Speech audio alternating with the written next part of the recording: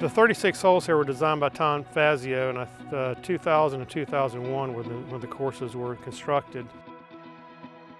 I came here in May of 2015 to help with the renovation, the regrassing, the new irrigation, the bunkers, etc. We're taking out turf where it's not necessary. Turf is good. It's not that something's wrong with the turf, but it still takes resources to maintain. So in areas that are out of play, we're putting in indigenous plants, and there's a formula. It's got to be the right plant, the right size, the right density, the right location, the right time of year. Then you got to keep it till it's established, and then you take the water off of it. And by doing that, you provide additional habitat. It provides contrast, but you also reduce your resource usage. Anything that you can repurpose productively is a good thing. So if you can not haul material off the property and spend the fuel and the labor and the money to haul that off, and if you can make it look like it belongs, like we did on the berm, like we do with the snags, like we do with wood piles, then it's just productive, it's just natural. You don't really have to think that hard about it.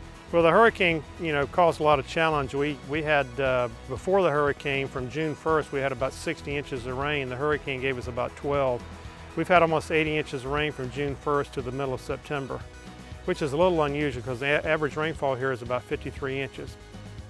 27,154 gallons an acre inch times 1,600 acres, you got the flow of Niagara Falls for quite a while, because Niagara Falls is about 2.1 million gallons a minute.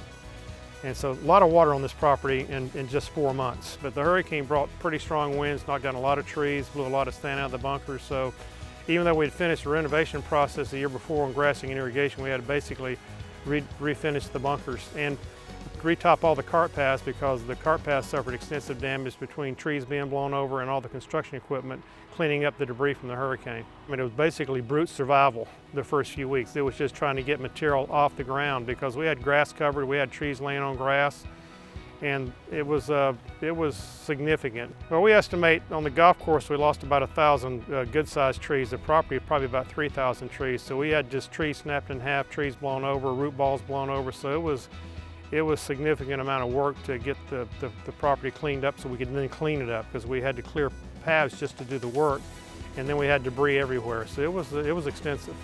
Membership is very friendly, very family oriented. We have pickleball, bocce, tennis, swimming pools, miles of walking path, a lot of wildlife on the property because we have 600 acres of preserve. So we've got deer and bear and coyote and bobcats and great horned owls. You can see almost anything, anytime out here. The general public, even golf members, don't realize how beneficial a golf course is to the local environment. It's a green space. It basically, in most cases, is a crime-free zone. So the golf course is a wildlife sanctuary. It's also a great place for endangered species plants, because it's going to be protected.